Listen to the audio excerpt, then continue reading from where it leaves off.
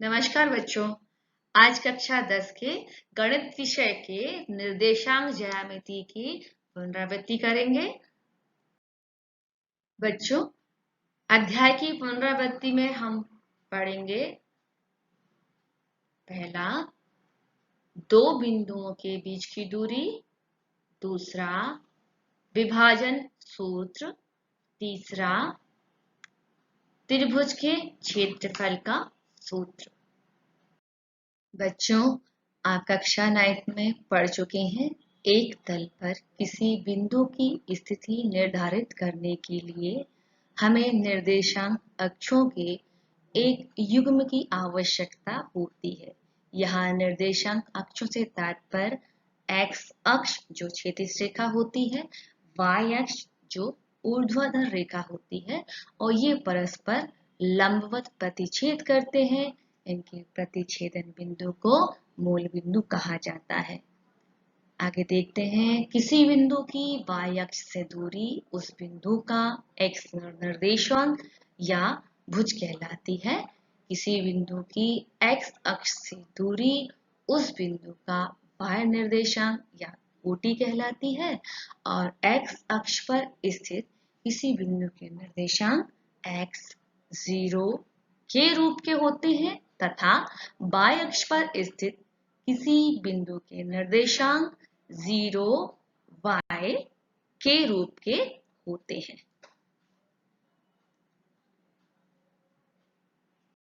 बच्चों, अब हम एक खेल खेलेंगे। आपकी स्क्रीन पे कुछ बिंदु लिखे हुए हैं, इन्हें कागज पे लिख लीजिएगा।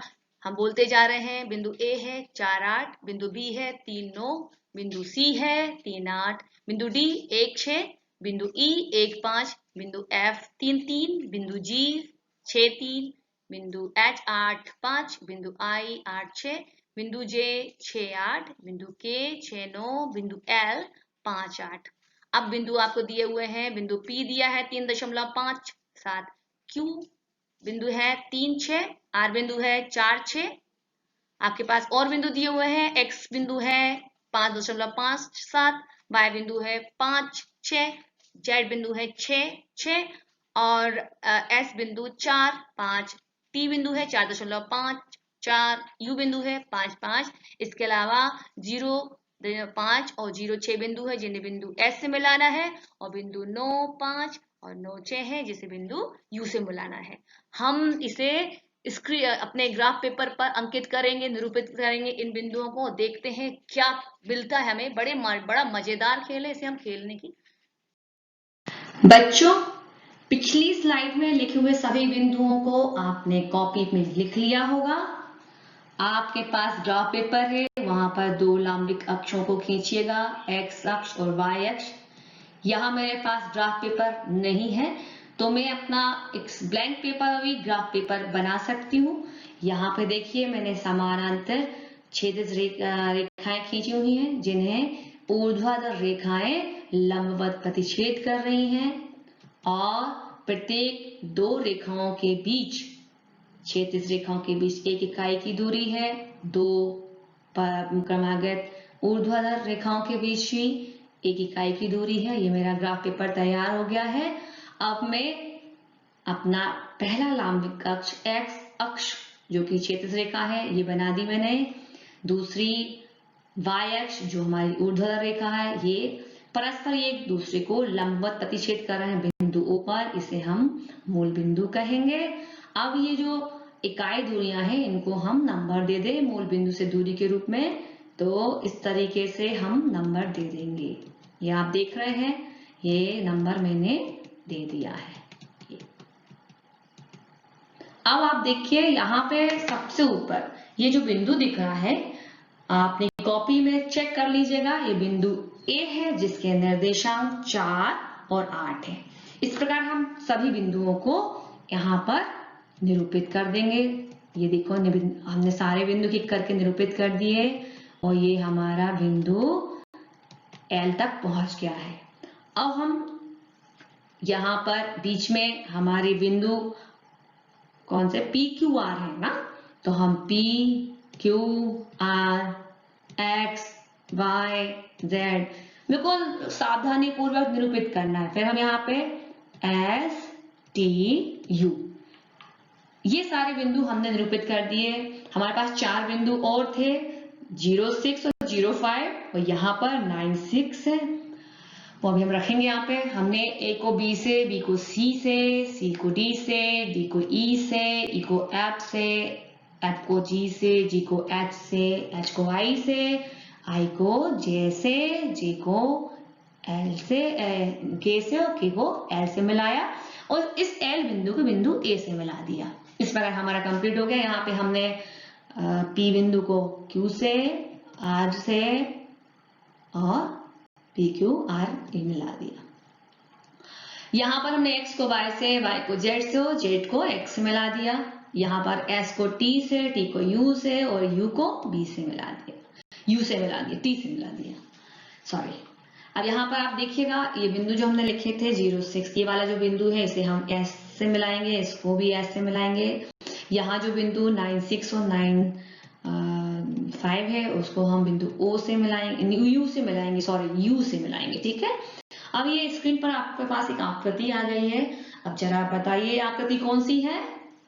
वेरी गुड, ये बिल्ली है। सबने बिल्ली देखी है ना? तो ये बिल्ली की आकृति बन गई। तो ऐसे किसी भी आकृति को हम इस तरीके से काटती तल में उसके हर बिंदु को निर्देशित या निरूपित कर सकते हैं।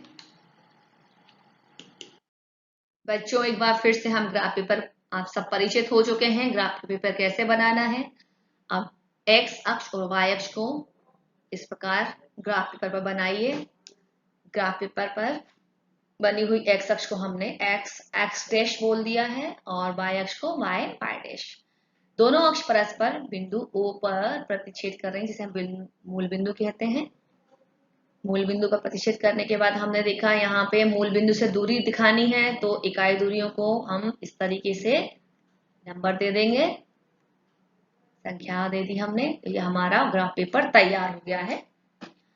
अब यहाँ पर हम देखते हैं कि बिंदु ए और बी और सी डी दिख रहे हैं। बिंदु ए और बी कहाँ है? एक्स अक्ष पर है। और बिंदु सी और डी कहाँ है? वाई अक्ष पर है।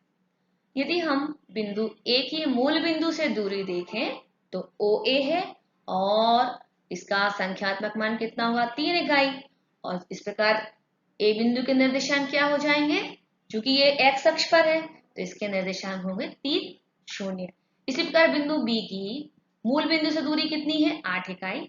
तो बिंदु बी के निर्देशांक क्या होंगे? क्योंकि ये भी एक्स अक्ष पर है तो इसके निर्देशांक होंगे 8, 0।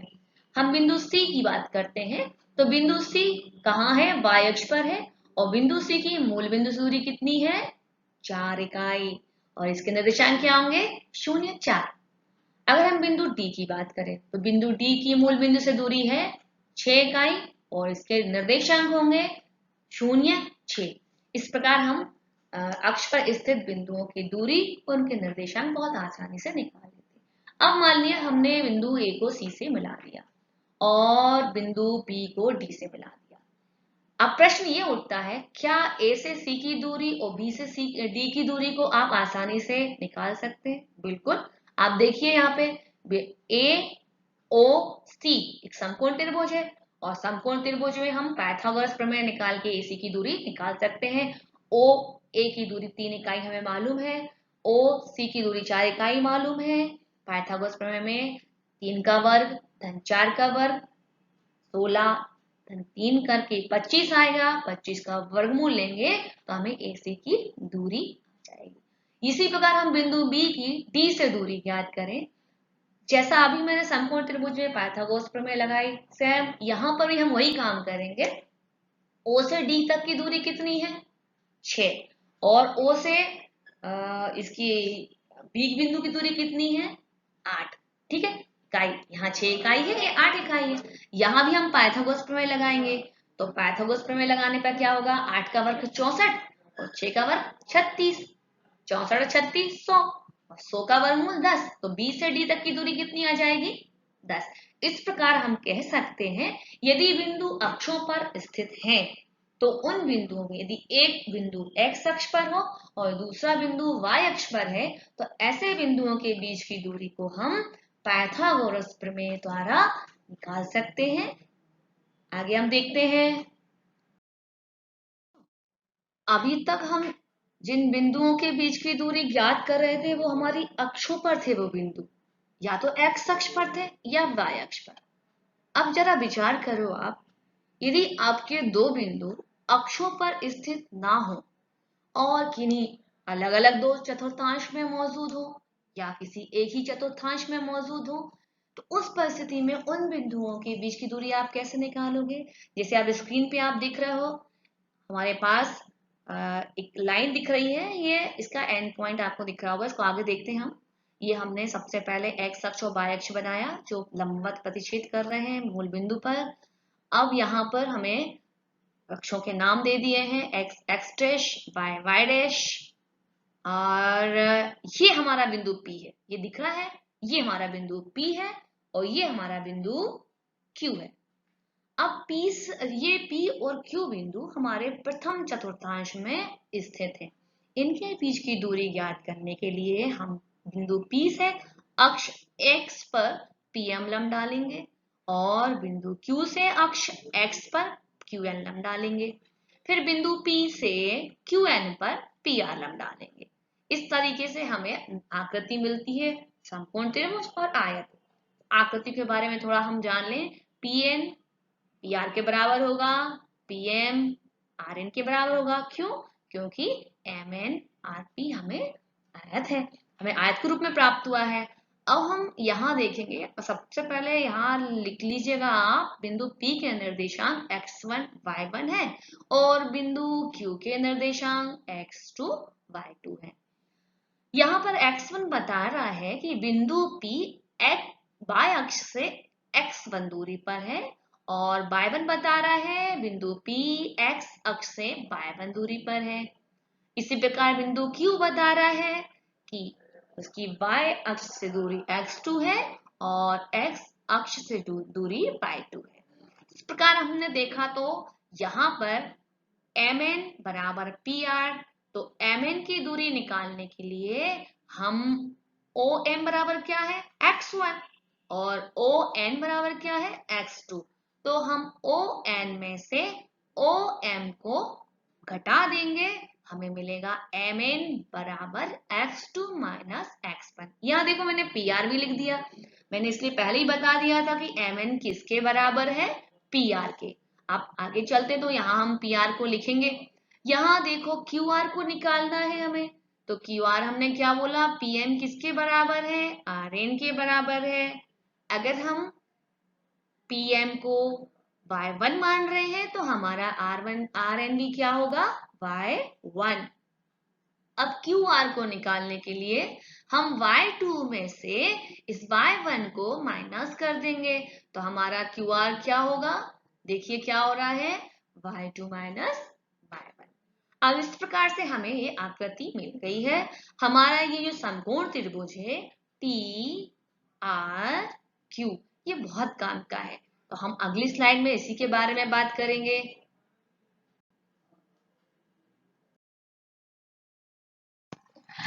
अब जो कुछ भी हमने अभी चित्र के माध्यम से बोला था उसे हम लिख लेंगे। सबसे पहले लिखेंगे हम दो बिंदुओं के बीच की दूरी, फिर हम लिखेंगे माना तल में कोई दो बिंदु P x1 y1 x2 y2 है, ये स्थित हैं और हमें उनके बीच की दूरी ज्ञात करनी है। आगे हम देखते हैं, जो कुछ भी हमने किया हुआ है उसको भाषा में हम लिख लेंगे।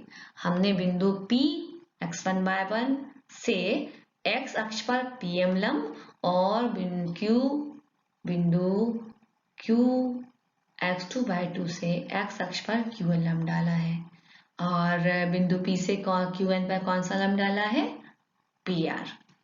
अब हम आगे देखते हैं, हमने यहाँ पर चूंकि चित्र में नहीं लिखा था, यहाँ पे जगह नहीं था, तो OM बराबर क्या लिख दिया, x1 जो कि y अक्ष से दूरी बता रहा है बिंदु P की। ON बराबर लिख दिया x2 जो y अक्ष से दूरी बता रहा है बिंदु Q की।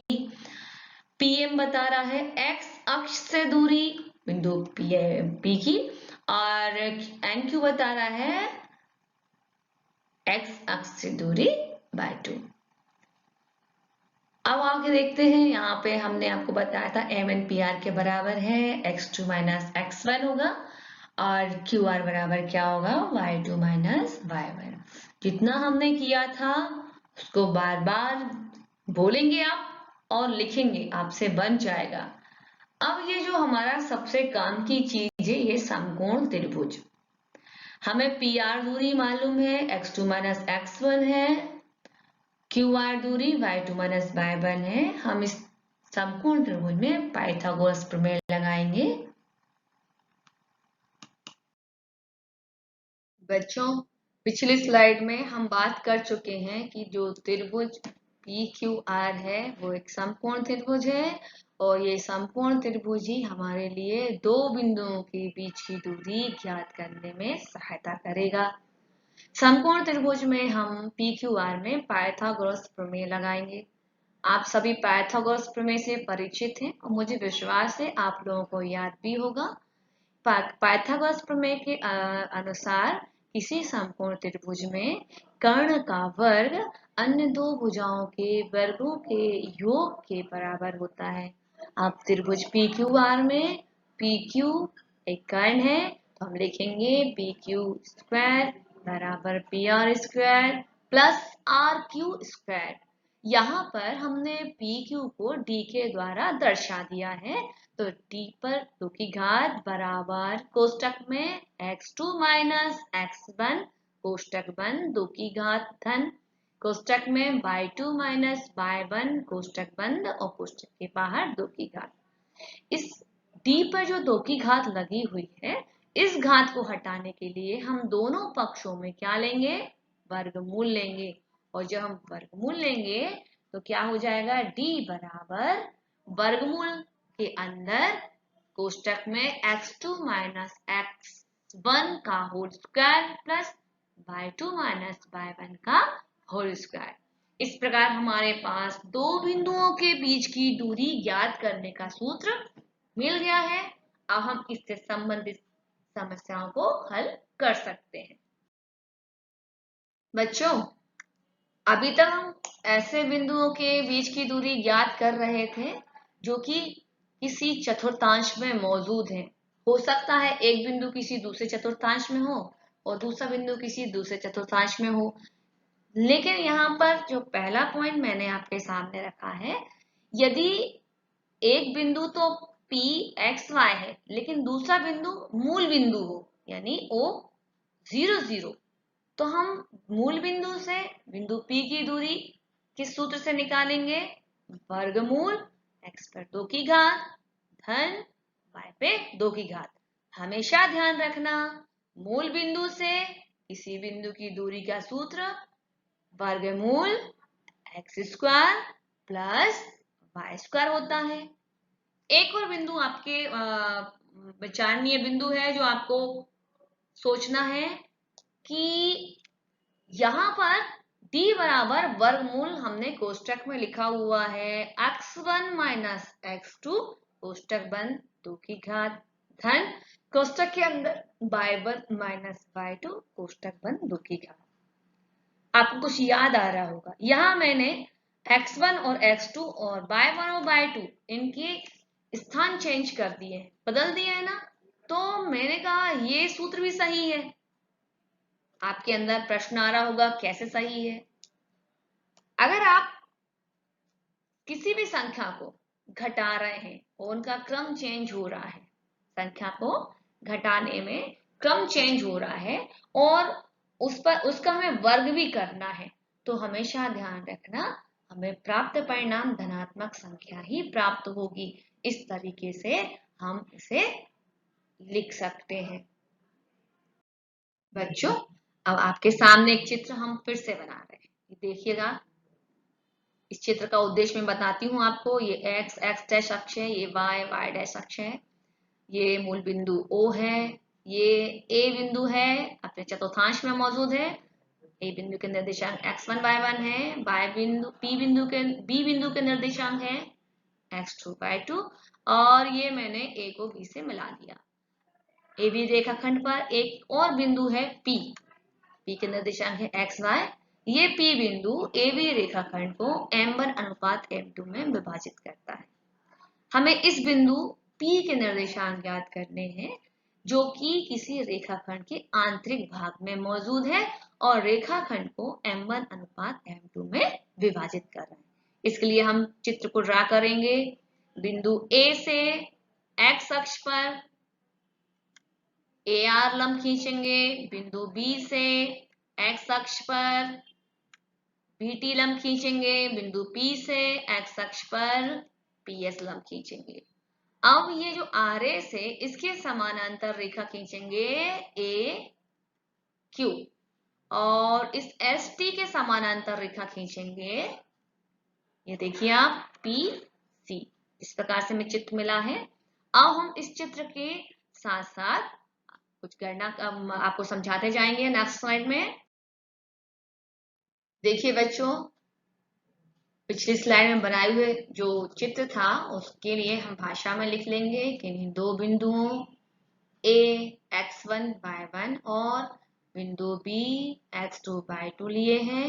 मान लिया है हमने बिंदु P xy रेखाखंड AB को M1 अनुपात M2 में आंतरिक रूप से, आंतरिक मतलब अंदर से विभाजित करता है, अर्थात PA अपॉन PB बराबर क्या हो जाएगा, M1 अपॉन। ये हमने आपको पहले बता दिया, इसको नंबर 1 डाल देंगे। हम आगे हम देखते हैं। जो पिछली स्लाइड में बनाए हुए चित्र को अपनी कॉपी पे बना लीजिएगा, आपको समझने में बहुत सुविधा होगी। जो कुछ मैंने चित्र बनाते हुए बोला था वो मैं यहाँ पर लिखती जा रही हूँ। X अक्ष पर बिंदु A से लंब AR, बिंदु P से लंब X अक्ष पर PS और बिंदु B से X अक्ष पर लंब BT खींचा है हमने, और X अक्ष के समांतर AQ और PC खींचा। अब हम AA समरूपता कसौटी से त्रिभुज PQA और त्रिभुज PCB में समरूपता देखेंगे। हम कहेंगे त्रिभुज PAQ समरूप है त्रिभुज BPC। हम जानते हैं कि निम्न दो त्रिभुज के समरूप होने पर उनकी समगत भुजाओं का अनुपात हमेशा समान होता है। हम अच्छे शब्दों में इन्हें बोलना चाहें तो हम कहेंगे समरूप त्रिभुजों में संगत भुजाएं समानुपातिक होती हैं। आप देखिए PA के संगत कौन है BP, AQ के संगत कौन है PC और PQ के संगत है BC। आगे हम देखते हैं, अगर हम चित्र को देखें तो यहाँ AQ किसके बराबर है, RS के। तो AQ की भुजा की लंबाई ज्ञात करने के लिए, मतलब A से Q तक की दूरी को ज्ञात करने के लिए हम OS में से OR को घटा देंगे। OS क्या है, मूल बिंदु से बिंदु S की दूरी, और OR है मूल बिंदु O से बिंदु R की दूरी। तो हमें क्या मिलेगा, x माइनस x1। अगला हम देखेंगे, अगली भुजा है PC। PC भुजा किसके बराबर है, ST के बराबर है। तो हम कहेंगे PC बराबर ST बराबर, ST को कैसे निकालेंगे, OT में से OS को माइनस कर देंगे। हमारे पास आएगा x2 माइनस x, यानी हमें PC क्या मिल जाएगा, x2 माइनस x। अगली भुजा है हमारे पास PQ। PQ किसके बराबर है, PQ बराबर है PS माइनस QS, यानी PQ कैसे मिलेगा, पूरी PS में से QS को माइनस कर दो। बट QS का तो हमें वैल्यू मालूम नहीं है, लेकिन QS किसके बराबर है, AR के। तो हम लिख सकते हैं PS माइनस AR बराबर Y माइनस Y1। अगली भुजा है BC। BC किसके बराबर है, देखिए आप, BC निकालने के लिए हमें BT में से BCT को माइनस करना पड़ेगा। किसमें से, BT में से CT को माइनस करना पड़ेगा।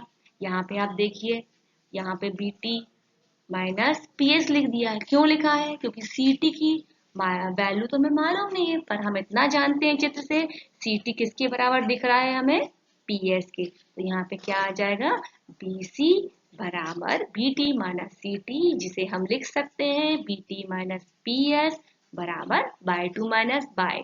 इस प्रकार हमारे पास AQ भुजा हो गई A माइनस, AQ भुजा क्या हो गई, X माइनस, है ना, x माइनस x1। PC भुजा हो गई है x2 minus x, P Q भुजा हो गई है बाय माइनस बाय वन, और बी सी भुजा हो गई है हमारे पास by two minus by one. इसे आप अच्छी तरह से नोट कर लीजिएगा। बच्चों, पिछली स्लाइड में जो हमने भुजाओं के मान ज्ञात किए हैं, उन मानों को हम समीकरण 1 में प्रतिस्थापित करें तो हम इस तरीके से मिलेगा m1 बटे m2 बराबर x ऋण x1 बटे x2 ऋण x बराबर बाय ऋण y1 बटे y2 ऋण y। अब यदि हम इन तीन पक्षों में से दो पक्षों को बराबर लें, मतलब प्रथम पक्ष मतलब बायां पक्ष और मध्य पक्ष, तो इस तरीके से हमें प्राप्त होगा m1 अपान m2 बराबर x ऋण x1 बटे x2 ऋण x। लेने पर हमें क्या मिल रहा है, x बराबर m1 x2 plus m2 x1 पूरे का बटे m1 प्लस m2।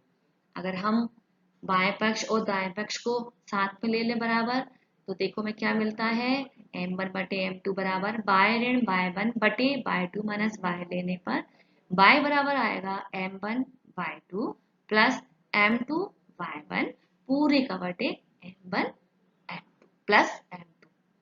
इस तरीके से हमें विभाजक बिंदु के निर्देशांक प्राप्त होंगे जो किसी रेखाखंड को आंतरिक रूप से m1 और m1 अनुपात m2 में विभाजित करते हैं। अभी तक आपने किसी त्रिभुज के क्षेत्रफल का ज्ञात करने का सूत्र देखा होगा यदि भुजाएं दी है। अब मान लो यदि तल में 3 बिंदु दिए हुए हैं और उन 3 बिंदुओं के निर्देशांक दिए हैं। ये मैं चित्र बनाती जा रही हूँ। माना ये एक्स वाई अक्ष है जो परस्पर प्रतिच्छेद कर रही है। यहाँ पे हमने बिंदु ए बी और सी लिए, उनको मिला दिया, देख रहे हैं आप, ठीक है। अब यहाँ पे बिंदु ए के निर्देशांक मिले हैं, बी के हैं और सी के। हमसे कहा गया इसका क्षेत्रफल ज्ञात करो। अगर हमें भुजाएं दी जाती तो हम आसानी से त्रिभुज का क्षेत्रफल ज्ञात कर लेते, परंतु यदि निर्देशांक दिए तो हम कैसे त्रिभुज का क्षेत्रफल ज्ञात करें। तो इसका भी हल निर्देशांक ज्यामिति में आपको मिलेगा। इसका एक सूत्र हम स्थापित करेंगे। सूत्र स्थापित करने के लिए हमने बी से एक्स अक्ष पर लंब PQ डाला, बिंदु A से x अक्ष पर लंब AP डाला, बिंदु C से x अक्ष पर लंब CR डाला।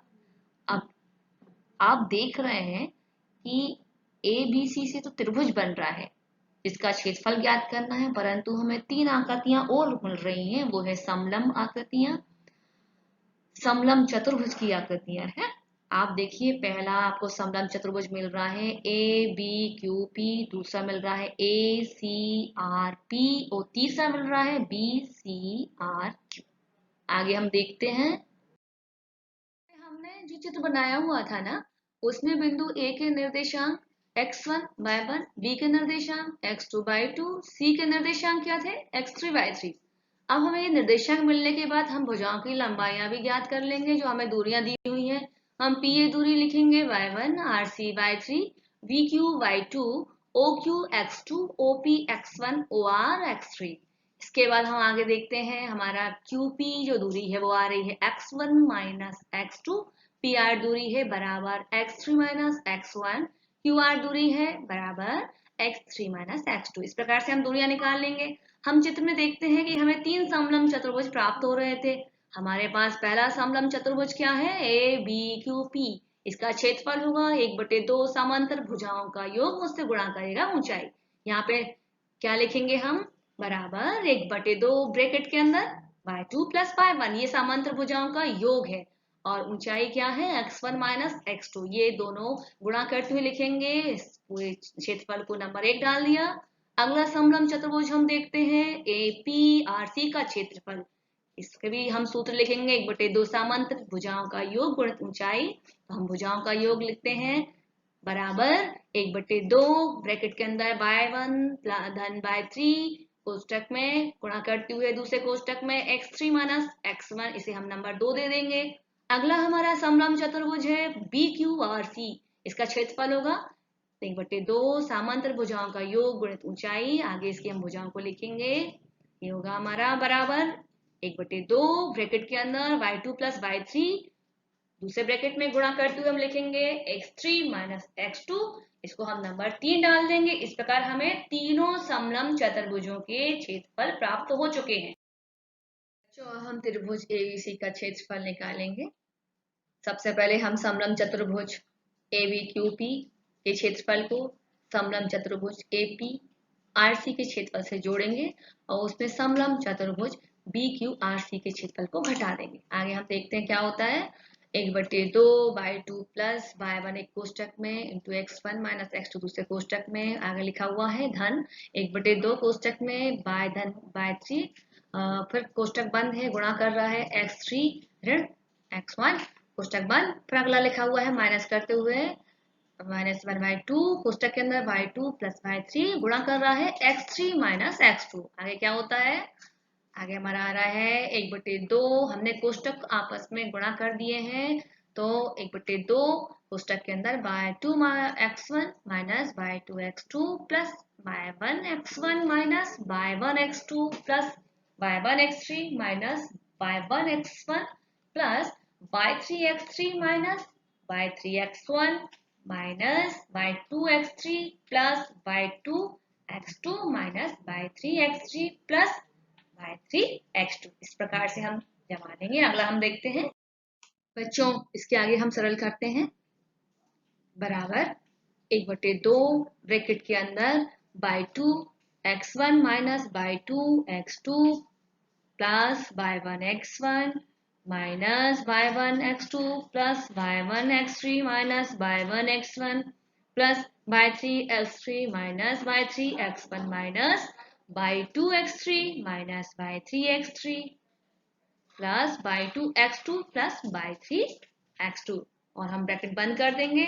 आगे हम देखो क्या करते हैं, हम यहाँ से उन पदों को हटा देंगे जो दिखने में तो बराबर हैं पर उनके चिन्ह अलग अलग हैं। जैसे माइनस y2 x2 को प्लस y2 x2 से, प्लस y1 x1 को माइनस y1 x1 से, माइनस y3 x3 को प्लस y3 x3 से कैंसिल कर देंगे। हमारे पास क्या मिलेगा, बराबर 1/2 ब्रैकेट के अंदर y2 x1 minus y1 x2 plus y1 x3 minus y3 x1 minus y2 x3 plus y3 x2 और ब्रैकेट को हम बंद कर देंगे। आगे देखिए हम इस तरह से अरेंज करेंगे कि प्रथम दो पद हमारे ऐसे हैं जिनमें x1 उभयनिष्ठ है, मध्य के दो पद ऐसे हैं जिनमें x2 उभयनिष्ठ है और अंतिम दो पदों में x3 उभयनिष्ठ है। अगले स्टेप में हम क्या करते हैं, यहाँ पर हम पहले दो पदों से x1 को उभयनिष्ठ लेंगे हम और दूसरे x2 को उभयनिष्ठ लेंगे और तीसरे दो पदों में से, अंतिम दो पदों में से x3 को उभयनिष्ठ लेंगे। यहाँ पे क्या मिलेगा हमें, 1/2